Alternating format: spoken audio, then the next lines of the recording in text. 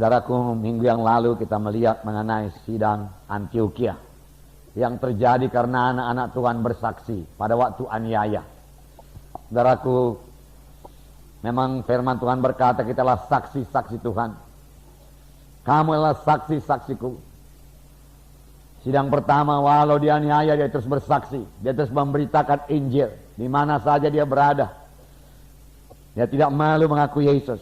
Dan firman Tuhan berkata, dan tangan Tuhan menyertai mereka itu. Sampai sekarang tangan Tuhan menyertai setiap pemberita Injil. Sampai sekarang tangan Tuhan menyertai firman-Nya dan meneguhkan firman itu dengan kuasa dan tanda ajaib. Firman Tuhan belum kehilangan kuasanya, saudaraku. Lalu sejumlah besar orang selamat di Antiokhia. Kabar itu sampai ke Yerusalem. Lalu Yerusalem mengutus Barnabas ke Antiokhia untuk mengajari sidang saudaraku di Antiokhia, saudaraku. Barnabas merasa dirinya, saudaraku, kurang cukup. Lalu dia panggil Saulus. Dia bisa bekerja sama anak-anak Tuhan, bersama hamba-hamba Tuhan. Dia kerja sama, saudaraku. Lalu firman Tuhan berkata, sidang Antiokhia berubah dalam tempo setahun. Dia jari terus, saudaraku. Dia jari. Lalu untuk pertama kalinya di Antiokhia disebut orang Kristen, pengikut Kristus. Dari sini kita belajar, saudaraku, tidak cukup hanya menginjil saja. Sesudah diinjili mereka perlu dimuridkan. Tidak cukup jiwa itu, saudaraku, selamat pada hari Minggu. Kita bersyukur lebih daripada 200 jiwa-jiwa diselamatkan tiap-tiap minggu, saudaraku. Itulah pekerjaan Roh Kudus. Tapi tidak sampai di situ saja, saudaraku. Masih banyak harus kita kerjakan lagi. Saudaraku, kita harus mengunjungi mereka, amin, saudaraku. Melayani mereka, mengajari mereka. Jika mereka kebaktian lagi, saudaraku, pada hari Rabu di kelompok sel, hari Minggu, saudaraku, di kebaktian Minggu. Setelah mereka belajar firman Tuhan. Di samping itu, saudaraku, kita siap sedia membimbing dia daripada firman Tuhan. Amin, saudara. Mengajari dia daripada firman Tuhan. Oleh sebab itu, seorang anak Tuhan, apalagi seorang pemimpin KKS, saudaraku, kebaktian kelompok sel, saudara, harus penuh dengan firman Tuhan. Dalam pimpinan Roh Kudus. Sehingga jiwa-jiwa itu, saudaraku, bukan hanya sekedar selamat saja, tapi menjadi murid. Berubah hidupnya. Nah, mereka disebut Kristen. Haleluya. Dan dikatakan Barnabas itu seorang yang baik. Baik. Saudaraku. Menjadi orang Kristen dan menjadi orang yang baik. Amin, saudara. Berubah dalam tingkah laku, berubah dalam karakter. Itu menjadi orang Kristen, menjadi orang yang baik.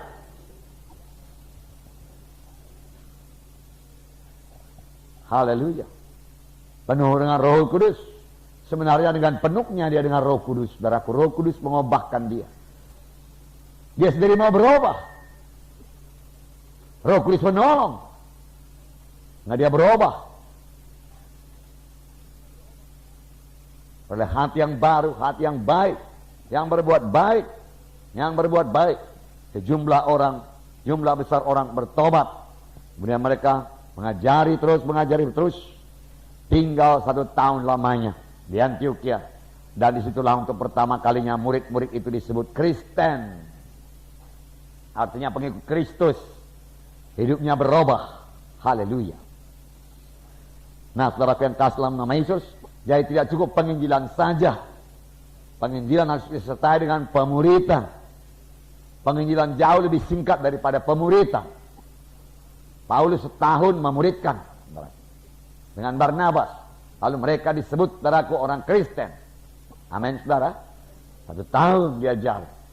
Dia jari. Tiap-tiap hari. Dia jari. Tiap-tiap hari. Saudaraku. Jangan bosan-bosan. Amin, saudaraku. Dia jari terus. Dia jari terus. Nah, kita membaca satu contoh lagi. Di mana pola ini, saudaraku, diulangi lagi. Kisah 19 ayat 1 sampai 11. Kita baca bersama-sama. Ayat 1 sampai 11. Mari kita baca bersama-sama. Ketika Apolos masih di Korintus, Paulus sudah menjelajah daerah-daerah pedalaman dan tiba di Efesus. Di situ didapatinya beberapa orang murid. Katanya kepada mereka, "Sudahkah kamu menerima Roh Kudus ketika kamu menjadi percaya?" Akan tetapi mereka menjawab dia, "Belum. Bahkan kami belum pernah mendengar bahwa ada Roh Kudus." Lalu kata Paulus kepada mereka, kalau begitu dengan baptisan manakah kamu telah dibaptis? Jawab mereka, dengan baptisan Yohanes. Kata Paulus, baptisan Yohanes adalah pembaptisan orang yang telah bertobat.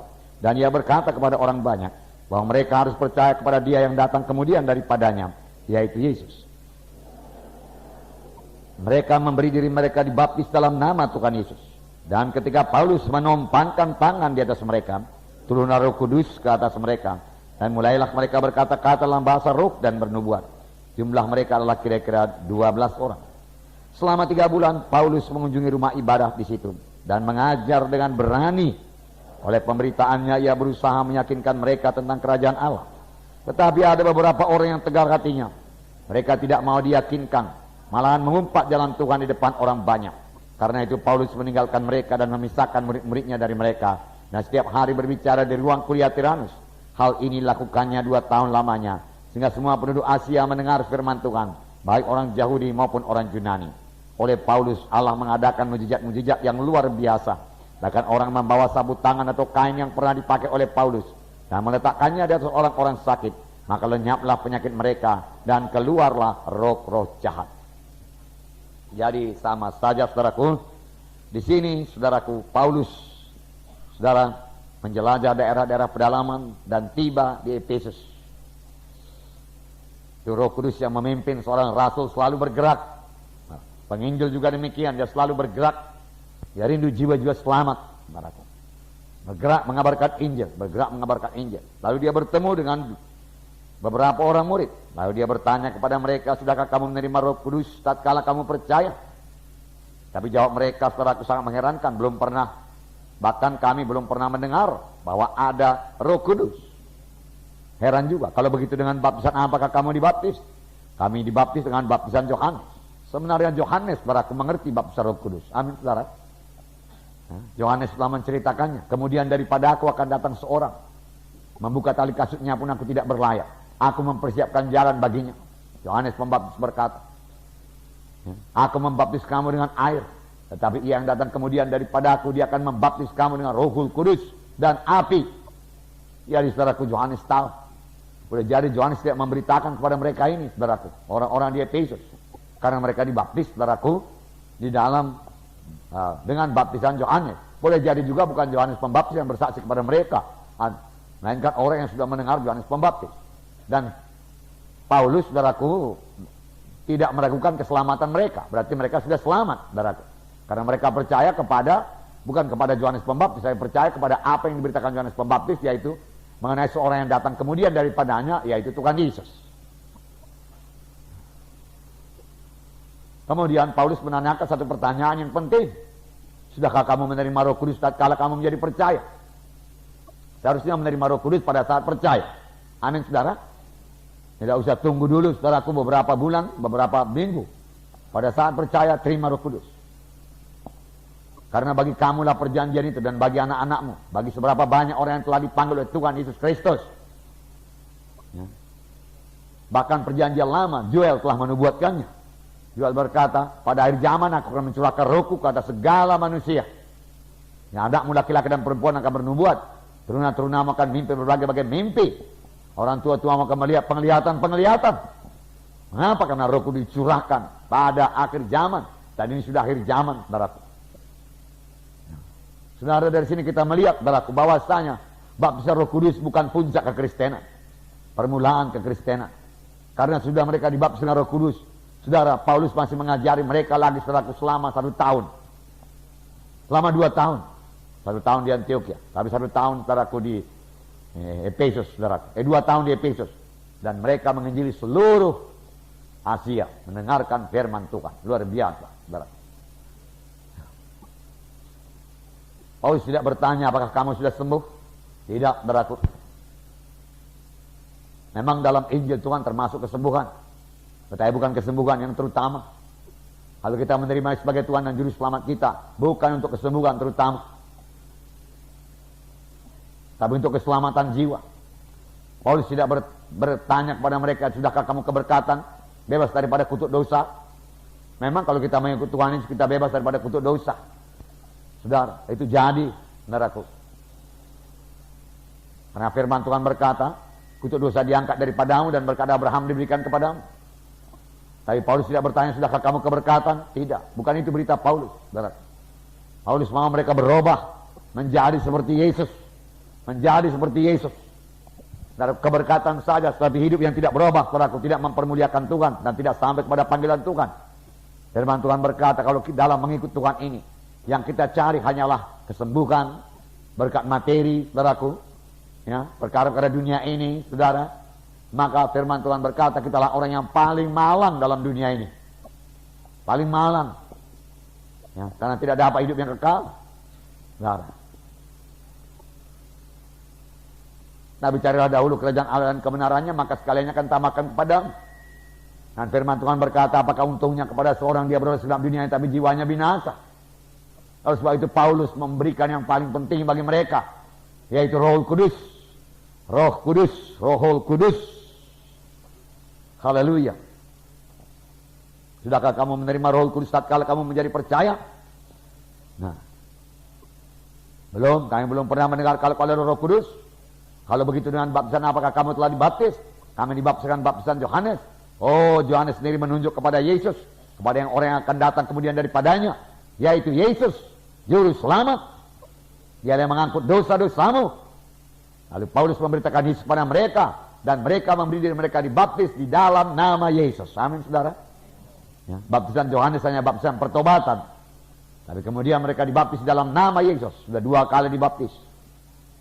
Baptisan Yohanes sekali, baptisan saudaraku dalam nama Yesus sekali. Kemudian ketika Paulus menumpangkan tangannya, haleluya, penumpangan tangannya berkuasa, haleluya. Orang yang penuh dengan Roh Kudus, penumpangan tangannya berkuasa. Orang yang penuh dengan Roh Kudus, dia akan meletakkan tangan seorang sakit, orang itu akan sembuh. Amin. Ya, kalau dia penuh dengan Roh Kudus, saudaraku, ya, tumpangkan tangan. Ketika Paulus menumpangkan tangan ke atas mereka, penuhlah mereka itu dengan Roh Kudus. Nah, mereka berkata-kata dengan bahasa roh dan bernubuat. Ya, penuh dengan Roh Kudus pada waktu ditumpangkan tangan. Amin, saudara. Saudara, kalau mau menumpangkan tangan penuh dengan Roh Kudus, penuh dengan kasih Tuhan juga, saudaraku. Amin. Nah, kuasa Tuhan telah mengalir kepada orang tersebut. Ya, nah, dia menerima berkat, saudaraku. Jumlah mereka kira-kira 12 orang. Tapi tidak tetap 12 orang, saudara. Ya, terus bertambah. Di sini dikatakan, saudaraku, selama 3 bulan Paulus mengunjungi rumah ibadat di situ dan mengajar dengan berani. Haleluya. Roh Kudus membawa pada keberanian. Amin, saudaraku. Ya, Roh Kudus berani. Haleluya. Itu tertulis dalam banyak ayat-ayat dalam Kisah Rasul. Mereka itu menjadi berani. Salah satu contoh, saudaraku, Petrus. Petrus yang pada mulanya penakut, saudaraku, menjadi berani. Nah, kenapa? Karena Roh Kudus mendiami dia, Roh Kudus memenuhkan dia, Roh Kudus memberikan keberanian. Nah, Petrus tidak takut lagi, saudaraku. Bahkan ketika dia penuh dengan Roh Kudus, sidang pertama penuh dengan Roh Kudus, keberanian mereka luar biasa. Walau sudah dilarang memberitakan dalam nama Yesus, mereka terus memberitakan dalam nama Yesus. Dalam Kisah Rasul pasal 4, saya membacakan pada saudara. Baik, saudara mengerti, saya bacakan ayat 8 dulu.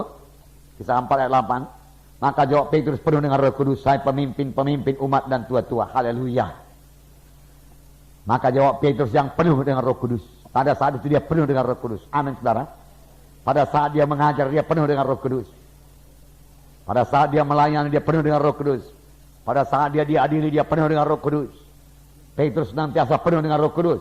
Petrus bukannya penuh waktu baptisan Roh Kudus pada hari Pentakosta saja. Sesudah itu dia selalu penuh dengan Roh Kudus. Amin, saudara. Ya, demikian juga kita, saudaraku. Hendaklah kita selalu penuh dengan Roh Kudus. Maka jawab Petrus penuh dengan Roh Kudus. Ya. Kemudian ayat 12 berkata, dan keselamatan tidak ada dalam siapapun juga selain dalam dia. Sebab di bawah kolong langit ini tidak ada nama lain yang diberikan kepada manusia yang olehnya kita dapat diselamatkan. Kalau kita penuh dengan Roh Kudus, ucapan kita menjadi, saudaraku, kuat, teguh, saudaraku. Diurapi oleh Roh Kudus. Tidak ada nama lain yang dikaruniakan kepada manusia yang dalamnya kita beroleh selamat. Hanya satu nama, itu nama Yesus. Sama seperti apa yang dikatakan oleh Tuhan sendiri. Tak kala dia masih di dunia ini, dia berkata, akulah jalan dan kebenaran dan hidup. Seorang pun tidak sampai kepada Bapa kalau tidak melalui aku. Puji Tuhan. Diteguhkan lagi oleh Petrus. Ayat 13 berkata, ketika sidang itu melihat keberanian Petrus dan Yohanes dan mengetahui bahwa keduanya orang biasa yang tidak terpelajar, heranlah mereka dan mereka mengenal keduanya sebagai pengikut Yesus. Haleluya. Tidak terpelajar, tapi berani. Berani. Lebih bagus demikian daripada terbelajar tapi takut, pengecut. Kurang terpelajar tapi berani. Apa yang dilihat oleh sidang itu? Sidang mahkamah agama itu melihat keberanian. Petrus dan Yohanes. Jarang orang menjawab seperti itu tegasnya. Mereka tidak tahu bahwasanya ada jawaban itu datangnya pada Roh Kudus. Petrus hanya membuka mulutnya. Roh Kudus memakai dia. Amin, saudaraku. Ya. Roh Kudus menguasai dia. Petrus sendiri tetap penakut. Tapi waktu dia pernah dengan Roh Kudus, dia berani. Amin, saudara. Ya, tidak takut mati, saudara. Berani. Diperlukan orang-orang yang berani untuk mengabarkan Injil Tuhan, untuk mengerjakan pekerjaan Tuhan. Firman Tuhan berkata, kamu akan menerima kuasa apabila Roh Kudus turun di atas kamu dan kamu akan menjadi saksi bagiku di Yerusalem, Yudea, Samaria, sampai ke ujung bumi. Kamu oleh kuasa, kamu oleh dinamis, dan kamu akan menjadi saksi. Kamu akan menjadi martir. Perkataan saksi itu diambil dari perkataan martir. Martir pun berani. Saudaraku, berani mati untuk Tuhan, saudaraku. Nah, saudaraku, memang bisa mati buat Tuhan. Amin, saudaraku. Stefanus mati buat Tuhan. Nah. Betul apa tidak, saudaraku? Ya, namanya perang, saudaraku. Perang bisa mati. Ayo, masih berani, saudara? Tahukah saudara bahwa misalnya kita di dalam keadaan perang? Perang kita ini, saudaraku. Kita bukan ceasefire, bukan. Perang. Kita bukan gencatan senjata sekarang. Perang sama setan. Ya, perang. Oleh sebab itu, saudaraku, pakai selengkap senjata Allah. Sudah tahu senjata apa yang paling sering saya pakai, saudaraku? Saudara mau dengar? Ada 3 perkara, 3 macam aja, saudara. Supaya singkat, gampang, saudara bisa mengerti. Nah, saudaraku, 3. Dan selalu menang. Selalu menang. 3 perkara saja. Pertama, firman Tuhan. Ada tersurat. Amin. Oleh sebab itu kalau setan, saudaraku, mulai mengganggu, saudara katakan ada tersurat. Oleh sebab itu saudara harus punya firman Tuhan. Punya ada tersurat. Itu senjata saya yang pertama. Firman Tuhan. Firman Tuhan. Yang kedua, saudaraku, nama Yesus. Dalam nama Yesus ada tersurat, setan engkau pergi. Yang ketiga, saudaraku, darah Yesus. Mantap. Saya bersalut dengan darah Yesus, saudaraku. Sirkan setan dalam nama Yesus. Dalam nama Yesus ada tersurat. Ada tersurat. Oleh bilu-bilu Yesus, saya sudah sembuh. Sudah sembuh. Itu berarti setan, saya sudah sembuh. Amin. Ada tersurat. Ya kan? Ya. Haleluya. Dalam keadaan perang dengan setan. Dan setan, saudaraku, takut. Cuma setan tidak takut kepada orang yang penakut. Sebab dia tukang gertak. Dia gertak. Dia coba dulu. Waktu dia lihat kita menetapkan hati tidak mau mundur dan tidak mau mengikut semua saran-sarannya, saudaraku, dia mulai gemetar. Apalagi, saudaraku, kepada orang yang tidak menyayangkan nyawanya sampai kepada maut sekalipun, setan gemetar. Setan gemetar.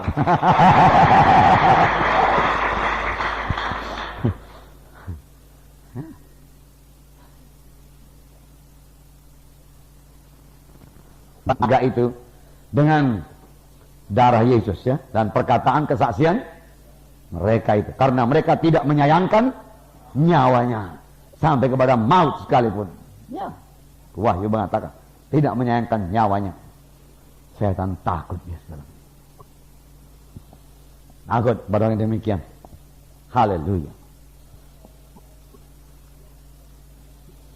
Berani. Kemudian ayat 31 dikatakan, dan ketika mereka sedang berdoa, goyangan tempat mereka berkumpul itu, dan mereka semua penuh dengan Roh Kudus, lalu mereka memberitakan firman Allah dengan berani. Berani.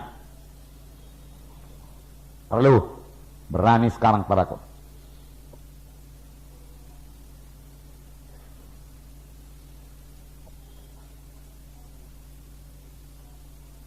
Haleluya. Kemudian saudaraku, dalam Kisah Rasul 19 tadi dikatakan ayat 8, selama 3 bulan Paulus mengunjungi rumah ibadat di situ dan mengajar dengan berani. Haleluya. Oleh pemberitaannya ia berusaha meyakinkan mereka tentang kerajaan Allah. Tetapi ada beberapa orang yang tegar hatinya. Ada yang tegar hatinya. Beberapa orang yang tegar hatinya. Tapi banyak yang menerima. Amin. Nah, bukannya 12 ini saja. Sebab kemudian jadi sidang Efesus. Mereka tidak mau diyakinkan. Malahan mengumpat jalan Tuhan itu di depan orang banyak. Bahaya sekali. Ya. Tidak mau diyakinkan. Ya. Mengeraskan hati terus. Ya. Mengumpat jalan Tuhan di depan orang banyak. Saudaraku, betul-betul dia sudah dipakai oleh setan. Karena itu Paulus meninggalkan mereka dan memisahkan murid-muridnya dari mereka, dan setiap hari berbicara di ruang kuliah Tiranus. Dia sewa gedung. Haleluya. Sewa ruko.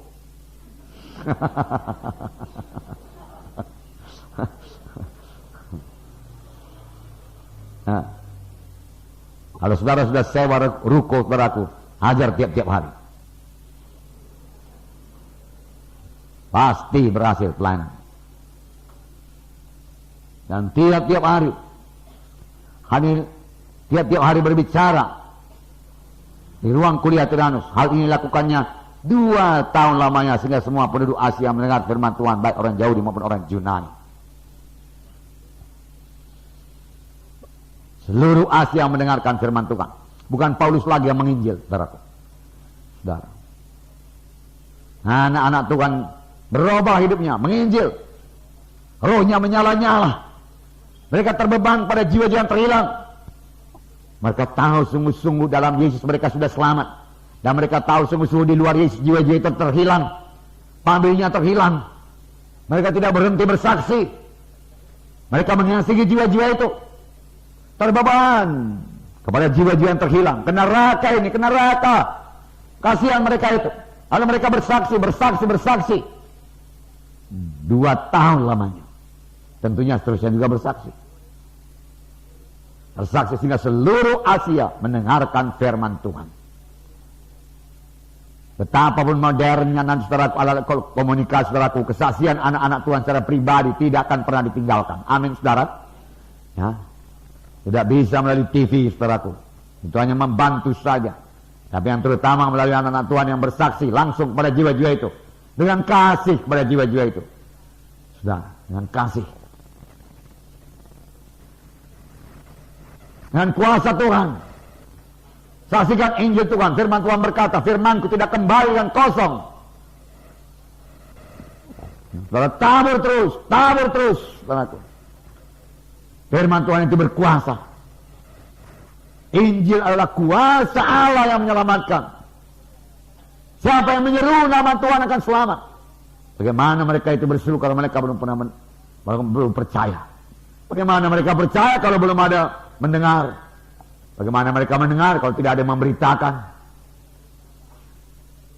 Oleh sebab itu marilah kita beritakan bahwa mereka mendengar, lalu percaya, lalu mereka berseru kepada Tuhan dan selamat. Alangkah mudahnya selamat, saudara. Tetapi setelah selamat juga, saudara, jangan tinggalkan. Mereka harus dikunjungi terus, dibawa lagi kebaktian, training, ajari sehingga mereka jadi murid. Bahkan 2 Timotius pasal 2 berkata, jadikanlah mereka murid yang bisa memuridkan orang lain lagi. Dari orang tua kepada anak, dari anak pada cucu, dari cucu kepada cicit. Amin saudara. Ya, jarang terjadi demikian di gereja ini, jarang. Ya, dari orang tua rohani, saudaraku, kepada anak rohaninya, Anak rohaninya pun jadi murid. Lalu anak rohani memuridkan orang lain lagi sehingga menjadi murid. Saudaraku, cucu. Kemudian cucu ini pun saudaraku memuridkan orang lain lagi, dapat cicit saudaraku. Kalau dilaksanakan itu sangatlah cepatnya pertumbuhan gereja. Sangat cepat. Kerap kali tap putus saudaraku. Enggak cukup penginjilan saja, enggak cukup. Saudaraku, pemuridan. Ini perlu banyak pengajaran,